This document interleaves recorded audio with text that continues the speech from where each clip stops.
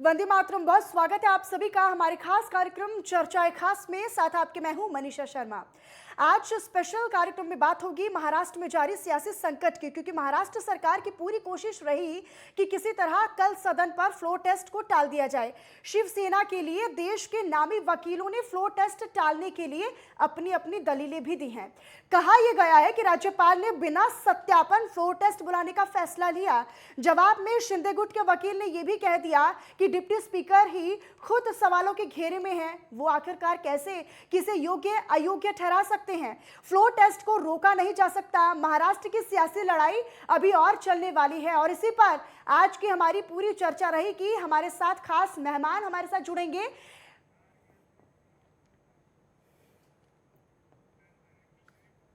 तो महाराष्ट्र की सियासत में आने वाले वक्त में क्या कुछ देखने को और मिलेगा? हालांकि अब जो पूरा मामला है वो फ्लोर टेस्ट पर आकर रुका हुआ है। हमारे साथ चार हमारे मेहमान जुड़े हुए हैं। सबसे पहले आप सभी का इंट्रोडक्शन उनसे करवा देती हूं। ब्रजमोहन पांडे जी वरिष्ठ पत्रकार है, रीता सिंह जी बीजेपी प्रवक्ता है, जमाल शेख जी नेता एनसीपी के हैं और इनके अलावा विजय गुप्ता जी प्रवक्ता है शिवसेना के। सबसे पहले आप चारों मेहमानों का हमारे खास कार्यक्रम चर्चा खास में जुड़ने के लिए बहुत स्वागत है।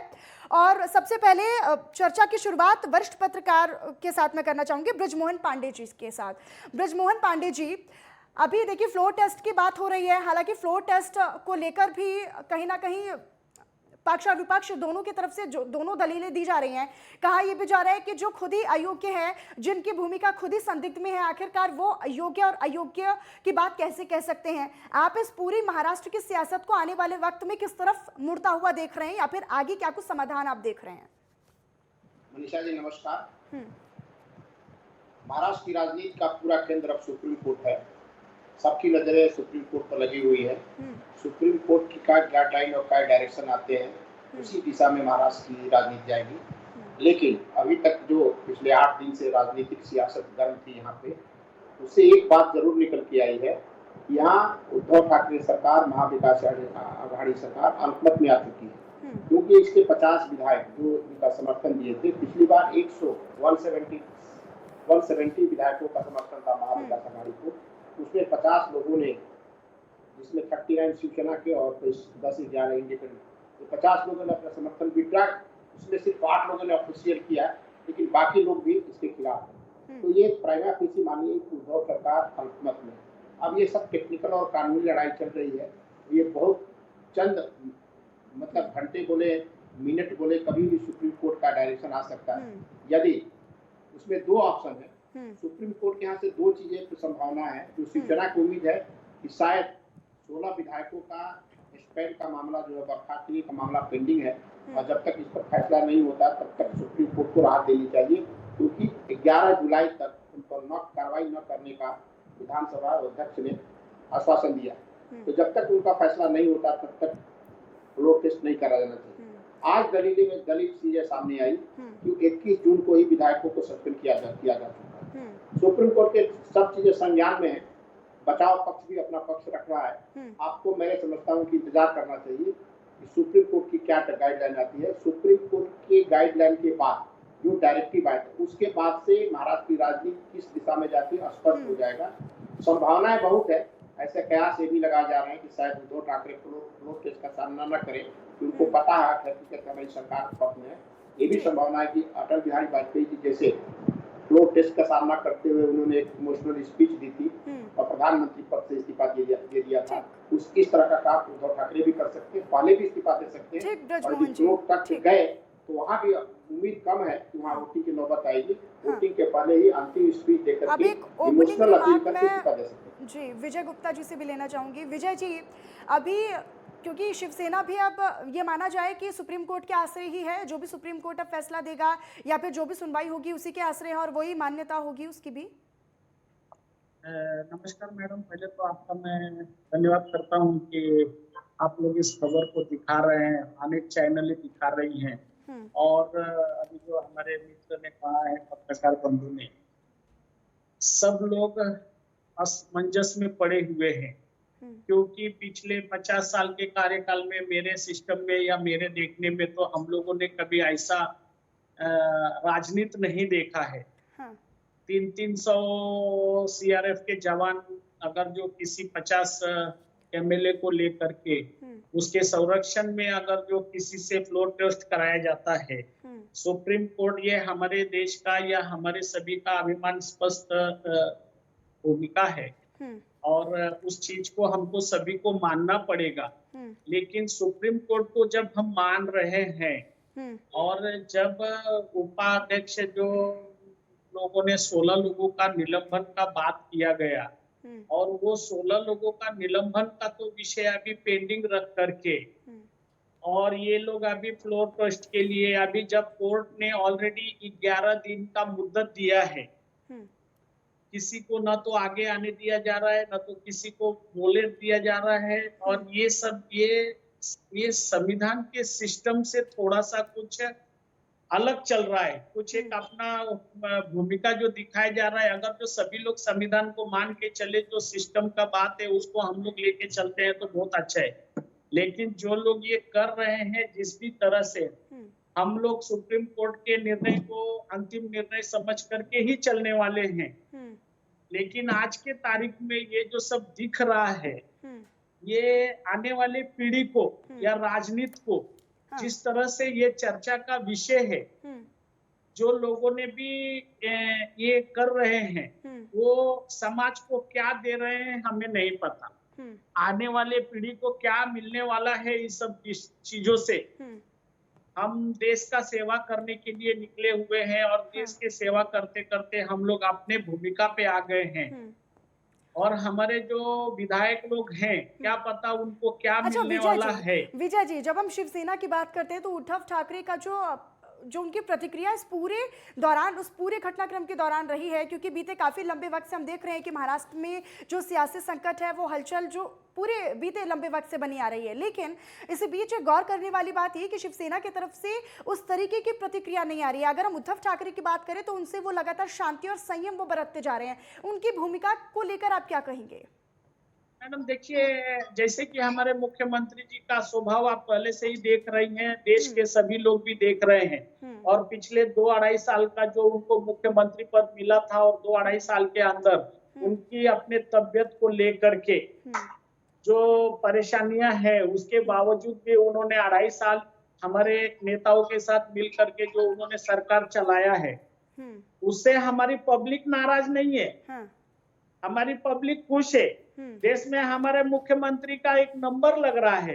उसके बावजूद अगर जो ऐसी सब बातें आ रही है, किसी को किसी चीज की परेशानी है तो सामने बैठ के चर्चा होना चाहिए। उस चर्चे के माध्यम से आदमी कुछ भी निकाला। विजय जी, तो वो चर्चा क्यों नहीं हुई? एकनाथ शिंदे ने अगर उनको कोई दिक्कत थी, नाराजगी थी तो पहल क्यों नहीं की गई उनकी तरफ से? क्या मांगी क्या थी उनकी?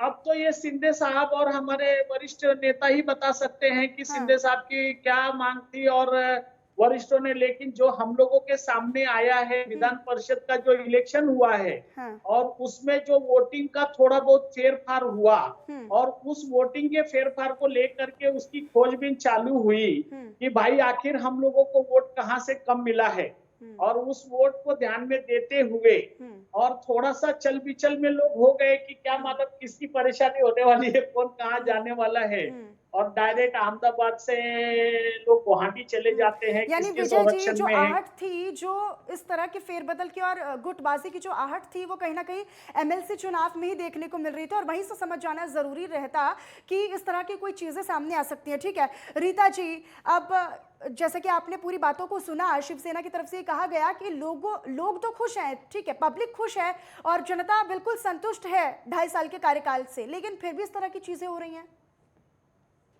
पहले तो मनीषा जी मैं आपको बता दूं कौन सी जनता खुश है। 100 करोड़ की वसूली होती है, यहाँ पे वसूली गैंग के लोग बैठे हुए हैं, 3 पहिए की सरकार चल रही थी।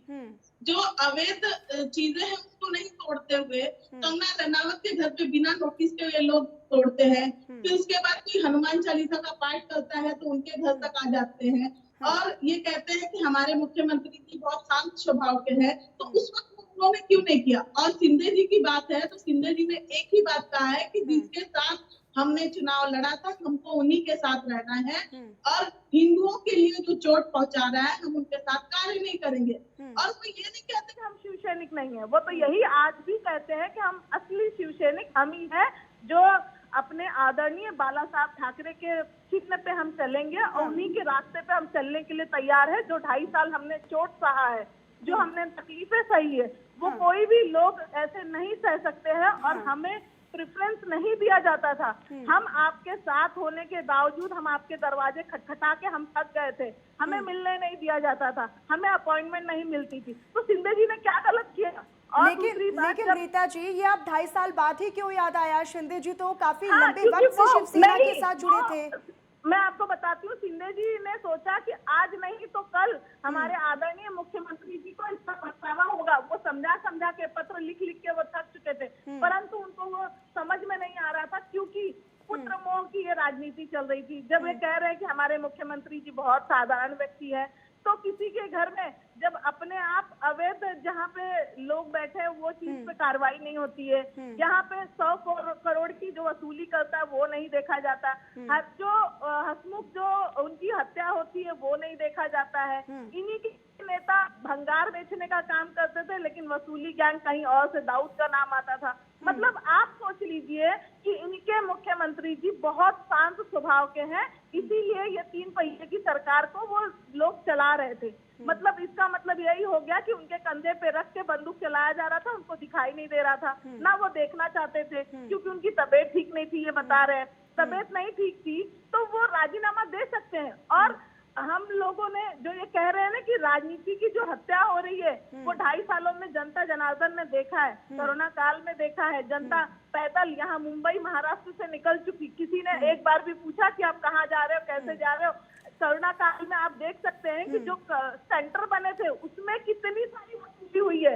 यहीं पे आप देख सकते हैं गोरेगांव में नेस्को सेंटर में आप एक बेड की प्राइस आप लेंगी, तो इसका मतलब आदरणीय मुख्यमंत्री जी बहुत सीधे हैं, यही कहा जाएगा। जिस तरह की बातें विजय जी बोल रहे हैं कि 2.5 सालों में जनता पूरी संतुष्ट रही और जनता ने पूरा अपना सहयोग दिया।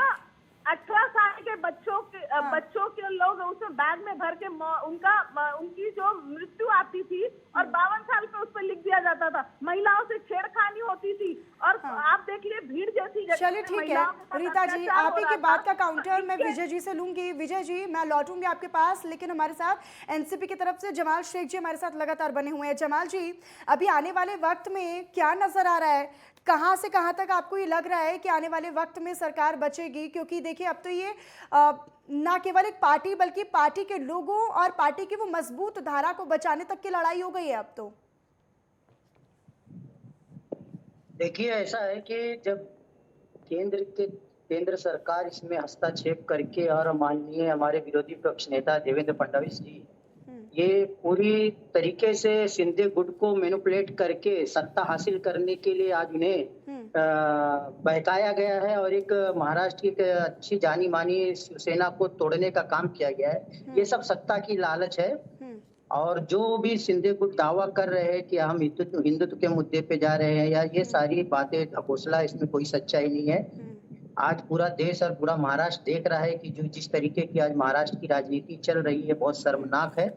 और रहा सवाल सत्ता बचाने का, तो ठीक है अभी फ्लोर टेस्ट बाकी है। जिस दिन भी फ्लोर टेस्ट होगा उस दिन क्या सही है क्या गलत है और हम बचा पाएंगे कि नहीं, उस दिन साबित हो जाएगा। लेकिन जमाल शेख जी, शरद पवार चूंकि एक बहुत मंचे हुए राजनेता हैं, क्या ऐसे में उनकी भूमिका बहुत ज़्यादा महत्वपूर्ण नहीं हो जाती है? लेकिन वो अपनी भूमिका को उस तरीके से इसमें क्यों नहीं निभाते नजर आ रहे हैं?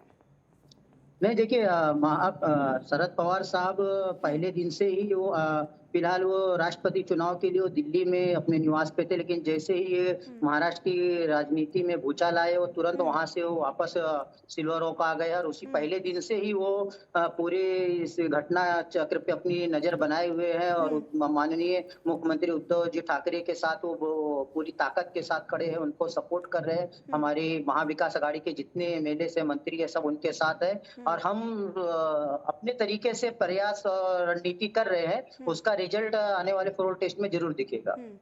ठीक, रीता जी की बातों को लेकर विजय जी अपनी प्रतिक्रिया पूरी कीजिए। आप कुछ कह रहे थे? नहीं बहन जी, हमारी जो बता रही थी कि 2.5 साल के क्या हुआ है क्या नहीं हुआ है, थोड़ा सा मैं मिसप्लेस हो गया। बहन जी बोल रही थी उसी वक्त अभी जो बहन जी बोल रही है कि सरकार किस तरह से चल रही थी और शिंदे साहब क्या बोल रहे हैं, ये तो देखिए अब फ्लोर टेस्ट पे आना है, सरकार जाएगी या बचेगी वो तो वक्त बताएगा। लेकिन जो आप कह रहे थे कि जनता तो 2.5 साल के कार्यकाल से संतुष्ट है, खुश है, लेकिन रीता जी तो बिल्कुल उल्टा बोल रही हैं। वो तो कह रही है कि नहीं, ऐसा कुछ भी नहीं नहीं है। तो ये जो बातें कर रही हैं, देखिए हमारी जो बहन जी बता रही हैं, ये सिर्फ महाराष्ट्र का स्थिति नहीं था मैडम, और भी जगह पे सरकारें हैं। आप हमारे यूपी का ले लीजिए, बिहार का ले लीजिए, या पश्चिम बंगाल का ले लीजिए, अनेक जगह पे ऐसे थे जो लोग मृत्यु मुखी पड़े हुए थे, किसी को कोई देखने की स्थिति में नहीं था। लेकिन ठीक है ना, ये अपने अपने वक्त की बात है। हमारी जो बहन जी बता रही हैं, उनको कदाचित उसके बारे में कुछ ज्यादा अनुभव होगा, लेकिन हम लोगों ने जो स्थिति को देखा है, चाहे वो महाराष्ट्र हो, चाहे वो बिहार हो, चाहे वो यूपी हो, चाहे और भी हमारे इंडिया के और भी कोने कोने की बातें थी, वो तो हम एक राजनीतिक पार्टी से बिलोंग करने के वजह से हम अपने पार्टी का बहुत वाह नहीं करना चाहते हैं। वो सिर्फ समाज और पब्लिक जानती है किसने क्या किया है, किसने नहीं किया है। अगर जो पब्लिक उससे खुश नहीं होती थी, अगर जो पब्लिक खुश नहीं होती थी मैडम, तो आज भी यूपी और बिहार से गाड़ियां भर भर के इस महाराष्ट्र में आ रही हैं। और उद्धव साहब का कहना है कि जो भी देखिए कुछ बातें हैं जो सिस्टम में आना चाहिए, सिस्टम को प्रेरित नहीं किया जा रहा है, ये मैं समझ सकता हूँ। सिंगल सरकार है नहीं, 3 लोगों की मिली हुई सरकार है, तो कुछ बातों को लेकर के वंचितता हो सकती है। ठीक विजय जी, ठीक है, ठीक विजय जी। ब्रजमोहन पांडे जी, देखिए सुप्रीम कोर्ट अब ये साफ कह रहा है कि अयोग्यता के मामले का फ्लोर टेस्ट से क्या लेना देना, और सदन का पटल ही एकमात्र अब अंतिम समाधान बचता है। क्या संतुष्ट हैं आप सुप्रीम कोर्ट की इस टिप्पणी से? सुप्रीम कोर्ट की टिप्पणी पर मैं टिप्पणी करना उचित नहीं है। वहाँ जब आर्गुमेंट होता है तो पक्ष विपक्ष के दोनों को बातों सुनने के बाद माननीय जज अपनी रिएक्शन देते हैं। अब क्या सही और क्या गलत हमको इंतजार करना पड़े सुप्रीम कोर्ट के अंतिम फैसले का। इस आर्गुमेंट में ये बात तो सही है कि फ्लो को मुकाबला नहीं जा सकता, और सुप्रीम कोर्ट या कोई भी न्यायालय, यदि राज्यपाल ने फ्लो टेस्ट की बात कही है तो वो असंवैधानिक नहीं हो सकता, क्योंकि राज्यपाल का अधिकार है। यदि कोई सरकार अल्पमत में आती है तो उसको बोल सकते हैं कि आप बहुमत भी करिए, एक समय सीमा को लेकर के आप विवाद हो सकता है कि 48 घंटे का समय दिया, हमको समय ज्यादा चाहिए, ये विषय बहुत का विषय हो सकता है और ऑपरेशन का विषय हो सकता है। लेकिन राज्यपाल के अधिकार की कोई चुनौती नहीं है। पिछले 8-10 दिन से आप देख रहे हैं कि महाराष्ट्र में पॉलिटिकल क्राइसिस है, 40 से ज्यादा विधायक दूसरे राज्यों में जाकर बैठे हैं, मंत्री उसमें 8-9 मंत्री हैं। ऐसी स्थिति में महाराष्ट्र की सरकार नहीं चल रही है, ये सबसे संज्ञान है। और यही वहाँ की मुख्य विपक्षी पार्टी भारतीय जनता पार्टी और राज्यपाल से आग्रह करती है तो आप सरकार को बहुमत करने को बोलिए। उसमें से 7 निर्दलीय विधायक जो सरकार को समर्थन दे रहे थे, ब्रजमोहन जी, ब्रजमोहन पांडे जी, आपका अनुभव क्या कह रहा है? ब्रजमोहन जी, एक और मेरा सवाल आपसे ये रहेगा कि आपका अनुभव क्या कह रहा है, आप कितना समझ पा रहे हैं कि क्यों ये पूरी जो सियासत है महाराष्ट्र की वो उलझ गई है, कहाँ से ये पूरी उलझन शुरू हुई है? क्यों एकनाथ शिंदे गुवाहाटी गए, गुवाहाटी में उनका फोन अनरीचेबल आने शुरू हुआ, लेकिन तब तक शिवसेना के अंदर इस बात का पता ही नहीं चला कि वो इस तरीके से नाराज होकर बागी विधायकों के साथ गुवाहाटी चले गए हैं? उलझन क्यों बढ़ती चली गई? नहीं, अभी हमारे साथी लोग आपस में बहस कर रहे थे, वो अलग अलग पॉलिटिकल पार्टी के लोग हैं, और वो प्रत्याश लगा रहे थे कि सरकार काम कर रही है या सरकार काम नहीं कर रही है। मैं इस बहस में जाना नहीं चाहूंगा, लेकिन इतना जरूर मैं बोलूंगा, कोई भी सरकार हो, जिस सरकार के 50 विधायक बगावत करके बाहर जा रहे हैं, इस सरकार को कान खबर नहीं हो, इसको सीधी तरह से फ्लोर कहा जाए, क्योंकि इतनी बड़ी घटना महाराष्ट्र में हो रही है। मुख्यमंत्री से लेकर के पूरी सरकार 40 मंत्री हैं, इनको किसी को पता नहीं चला कि महाराष्ट्र में क्या हो रहा है। और इसको भी जस्टिफाइड किया जाए कि सरकार ठीक से चल रही है, तो मैं इसको सही नहीं मानता। इस मामले में उद्धव ठाकरे का फ्लोर बिल्कुल तो उनकी सरकार का फ्लोर है, गृह मंत्रालय का फ्लोर है, यहाँ के जो इंटेलिजेंस एजेंसी है उसका फ्लोर है, क्योंकि उनको नाले तक पता तक नहीं चला कि हमारे खिलाफ इतनी बड़ी बगावत है। दूसरा प्रश्न आपका है कि एकनाथ शिंदे की बगावत है। मैं आपको बात बताना चाहता हूँ, ये हिंदू सरकार काम नहीं कर रही है, या हमको फंड नहीं मिल रहा है। एक पब्लिक परसेप्शन बनाने के लिए और फेस के लिए ये कोई न कोई एजेंडा देना पड़ता है कि हम जो भी संघर्ष कर रहे हैं, लड़ाई कर रहे हैं जनता के लिए। परेशानी इस सरकार के लिए थी, ये जो विधायक बापरानी बचते थे उनके सामने परेशानी ऐसी थी कि 39 एमएलए में जो पिछला चुनाव हुआ था 2019 का, उसमें 21 ऐसे हैं जो राष्ट्रवादी के चुनाव हार चुके हैं। ठीक ब्रजमोहन जी, एक मेरा सवाल रीता जी से भी रहेगा। रीता जी, जिस तरीके से हमने 2.5 साल पहले देखा था कि रातों रात सरकार बदली थी, सीएम बदला था और शपथ ग्रहण लिया गया था, लेकिन क्या इस बार भी कुछ इस तरह की तस्वीर बनती नजर आ रही है? क्या इस बार भी कुछ ऐसा होगा? हालांकि फ्लोर टेस्ट होगा या नहीं, इस पर सुप्रीम कोर्ट में दोनों पक्षों की तरफ से अभी दलील रखी गई है, लेकिन अभी क्या समझ में आ रहा है? क्या 2.5 साल बाद कुछ तस्वीर बदलती हुई नजर आएगी महाराष्ट्र की सियासत की? जो 2.5 साल पहले शपथ लिया गया था, आपको मैं बता दूं, उस वक्त भी किसानों के पता है किसानों को बहुत फायदा हुआ था। और आज भी मैं बता दूं कि जब हम हमारे आदरणीय देवेंद्र फडणवीस जी शपथ लेंगे तो बहुत सारे कार्य पेंडिंग है, जैसे कि 2.5 साल के जो लोग जो कोरोना पीड़ित जो 2.5 लाख लोग अभी तक उनको मुआवजा नहीं मिला हुआ है, वो उनके लिए पहले कार्य करेंगे, किसानों की हित में काम करेंगे, विद्यार्थियों को जो वैकेंसी नहीं निकली है उनके कार्यों के लिए। तो आदरणीय हमारे देवेंद्र फडणवीस जी बहुत जल्दी, आपको मैं बता दूं, शपथ लेंगे और हमारी सरकार बनेगी। और मैं ये आक्रोश में नहीं कह रही हूँ, जनता और जनार्दन की मांग से कह रही हूँ मैं। ठीक, यानी आप पूरी आश्वस्त है रीता जी कि इस बार देवेंद्र फडणवीस सीएम बनने जा रही हैं 2.5 साल के बाद। ठीक है, अब 2.5 साल हो चुके हैं, लेकिन 2.5 साल के बाद महाराष्ट्र की सियासत में क्या कुछ करवट होगी ये आने वाला वक्त बताएगा। बहरहाल आप चारों मेहमानों का हमारे साथ इस खास चर्चा में शामिल होने के लिए और अपना वक्त हमारे साथ साझा करने के लिए बहुत धन्यवाद।